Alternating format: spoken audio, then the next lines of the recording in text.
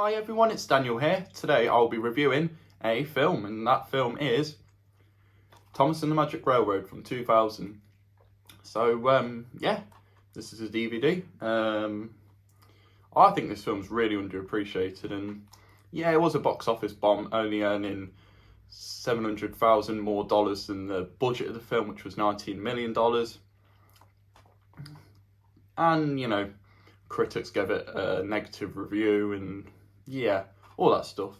But I think this film's really underappreciated. Like, when I was young, I loved this film. One of the first films I ever watched had Thomas in it. You know, combining the models with live action was great. I loved the special effects in the film. You know, you get some really like gorgeous animation in the film as well in some of the scenes. I just love this film, and you know, from start to finish, I watched the whole film with a few questions, but yeah. I mean, this film, you've got Peter Fonda as Burnett Stone. You have Mara Wilson as Lily. That's Junior, by the way. One of the characters who appears later on in the film. And Alec Baldwin as Mr. Conductor, which he narrated series 5 to 6 of Thomas. You know, I was quite confused why like a British show was like sounding like all the characters had American accents. I think. No, well, kind of, but like basically, it took me a while to realise that there was an American version of Thomas, and this was focusing more on that. Which, yeah, well, I can kind of understand. Appealing to the British audiences and American audiences, a bit confusing, but yeah. And we've also got Mutt the dog down there, which is pretty cute. The world's favourite trainer's first magical movie adventure, and his only movie adventure, unfortunately. They haven't done a like a live action Thomas since well, not counting the specials, you know, Cornwall Engines, Great Discovery. Like, this has been the only like full film, you know, with live action people. And yeah, there is actually, I think, a Thomas film in the works at the minute, but I'm not 100% sure if it's still going. It could have been cancelled, I have no clue. But yeah, that was announced like 15 years ago. There was like a teaser trailer. I would love to see that, but unfortunately, I don't think it's going to happen now. And besides, Thomas has gone downhill, like real downhill. And I'd rather watch this over, I would take this film any day over the new Thomas series, like, honestly. What have they done, Mattel? I know, but, of course, at the front I've mentioned the human characters. We've also got the new characters, Lady, voiced by Britt Allcroft, and Diesel 10 as well. He made his debut in this film, and Splatter and Dodge, which this is their only appearance. Basically reused models of Ari and Bert. So yeah, or Splatter and Dodge, aka Datter and Splodge, which Diesel 10 ends up calling them. And then he has his claw called Pinchy. And there was another character which was cut from the film because he was too scary for the test audience. And well, the test audience said he was too scary for the kids. Yeah, that's what I meant. But yeah, you actually see him in a couple of scenes in the film. And when I was young, I was like, why is there a man on top of Diesel 10? Basically, they were supposed to be like, you know, basically the main antagonist of the film, which Diesel 10 was left in the film. I was a bit scared of him when I was young, but yeah. And I mean, well, I wasn't too scared because I had 2 take-along trains of him, just in case I lost the other, you know. If I lost one, then I had the other, you know, that sort of thing, which I ended up losing one of my Diesel 10 take-along trains, and I've still got the other one in my cupboard right now, so yeah.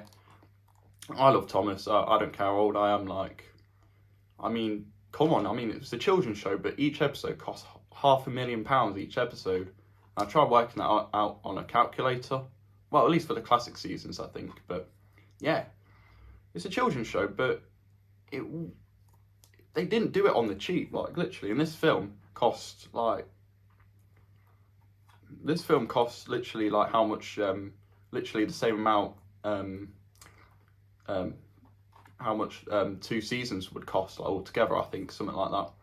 I mean, yeah, this is an American film, so it was in dollars, so yeah. Yeah, there are some, like, well, quite a few cutscenes from the film, which is a real shame, but yeah, there is a new, recently released uncut version of the film, which I need to give that a watch. And yeah, it's about nearly 2 hours. But yeah, I'll probably give that a watch at some point. So yeah, I love this film, like I said. I mean, you've got Moira Wilson, popular child actress. She was in a few other flicks as well. Alec Baldwin, of course, we know him for various other stuff as well.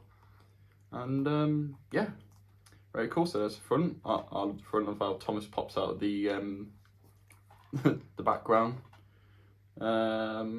Pretty logo as well. I love that logo when you see it at the start of the film. I love the music as well. They do remakes of Really Useful Engine. I love that version, honestly. Like, the soundtrack's beautiful. The graphics and the effects in the film are really cool. And like I said, it's blending stop motion with live action. It really works in this film, in my opinion. And I mean, you had the whole Steam team. I mean, come on. You've got Thomas. Edward's not in the film though. Why? I don't know. I mean, Edward's like pretty much like the secret weapon out of the Steam team. I mean, come on. And then you got Henry, Gordon, James, Percy, and Toby, the usual Steam team. Bertie makes an appearance in the film. Of course, you got Annie and Clarabelle. You get a cameo from Butch as well. Harold the Helicopter. All the characters we all know and love. So yeah, there's the front, there's the spine, rated U obviously. And here's the back cover. So we have a summary here. Plot of the film, basically. What's the story? Thomas and his friends live on the island of Sodor, the land of talking trains, which has been a realm of magic and innocence. But Diesel 10 and sidekick Splatter and Dodge have arrived to cause trouble. Yeah, all this Shining Time Station references, I didn't get it, but yeah. So, yeah. But, you know, I think a couple of characters, Mr. Conductor and Stacey, I believe, played by Dee Dee Conn. They were from the original show. But Mr. Conductor was played by Ringo Starr, who narrated both the UK and US versions of Thomas in seasons 1 and 2. And then George Carlin would take over. But, of course, in the UK, we had Michael Angelis, who was actually meant to voice Percy and James. But they thought his voice was too old. So they replaced him with two Sailor Moon voice actresses for some reason.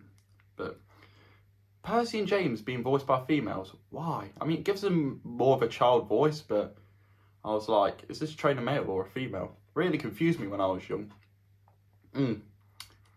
But yeah, well, yeah, I'll get over it now. But I would have loved to hear Michael Angelis. Would have loved to have heard Michael Angelis voice the characters. Even magical Mr. Conductor, who travels between the train world and the human world of Shining Time, is losing his sparkle. So the magic gold dust, which is like, you know, his secret weapon. Lily, a resourceful young girl, meets him on the way to visit her grandfather, and along with Thomas and friends, embarks on an adventure to save the Magic Railroad. That's the premise of the film, and to save Lady as well from Diesel 10. The ending scene where Thomas and Lady are like running away from Diesel 10, crazy scene. Must have been wild to film as well. Thomas reminds them that even little engines can do big things. Yep, that's what he says in the film. Combining live action and innovative animation packed with songs and adventure and whistles and steam, Thomas and Magic Railroad is a wonderful journey that can be enjoyed by anyone who is young at heart. Simple. Lady and Dodge down there. We've got special features, interactive menu, scene access, trailer and web link. Well, of course you have scene selections on later DVDs which would not be classed as a special feature. So cast of this film, obviously Peter Fonda, Moira Wilson and Alec Baldwin as Mr. Conductor. Also starring Dee Dee Conn. Sounds like I said Dee Dee Conn, actress, yeah. Russell Means, Cody McMains, Michael E. Rogers, and the music was done by Gina Campbell and Mike O'Donnell, which they've been doing the music since the first season, which is pretty cool. The voice cast is pretty cool. I believe Edward Glenn voices Thomas. He does a really good job in my opinion, so yeah. Why is there a fly? I don't know. But yeah, I still love this film, and the ending's really nice. And then in the credits, Kylie Minogue's version of The Locomotion plays, and I love that song. I think it's better than the original, in my opinion. So never really been interested in the original version, but the Kylie Minogue version, like, absolutely rocks. Love it.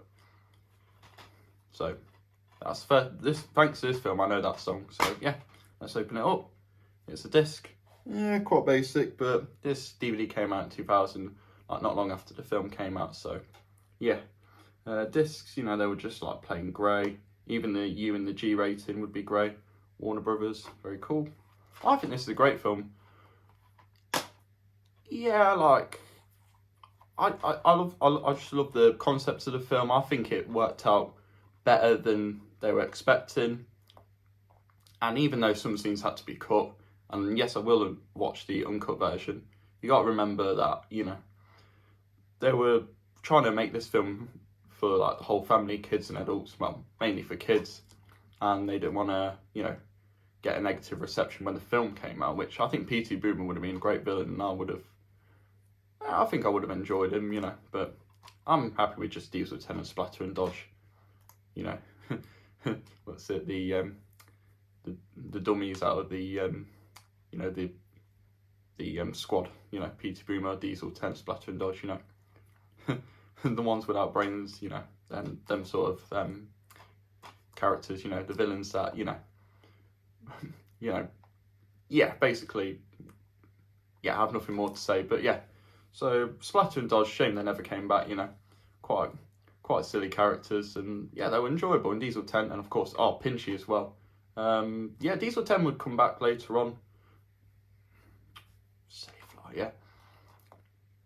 This fly's distracting me like crazy, like, honestly, yeah. Diesel 10, great villain, I'm glad he came back. Lady, it's a shame she's never came back. I love Lady. She came back in Calling All Engines in the fantasy sequence with Rusty as well. And yeah, I think she's a great character, voiced by Britt Allcroft. Obviously, you know, the woman behind the first 5 seasons of Thomas and this film, of course. And yeah, so Thomas and Magic Railroad gets a thumbs up for me. I'd definitely watch this film over Misty Island Rescue or Day of the Diesels, them sort of films. I don't actually mind them films, but I'd rather watch this. I'm sorry, I said specials, they're about like an hour long. And I think so anyways. So does Legend of Lost Treasures an hour long. And yeah, I'll definitely have to give this film a rewatch because, I mean, I think it's like, I think this film gets a really bad rap, and yeah, didn't do great at the box office, you know, only receiving like $700,000 more than the budget of the film. But yeah, I know I'm repeating myself, but don't care, it's my review, I can do what I want. If you're bored, then yeah, then I have nothing to say. So yeah, thank you for watching, everyone. This has been my review of Thomas and the Magic Railroad, the DVD released in 2000, and yeah, this film's definitely worth the watch. And if you watched it but didn't enjoy it as much, I recommend you give it a rewatch, and yeah, with a fresh mindset, and you might find it quite charming. And yeah, either watch the original film or the uncut version, do whatever.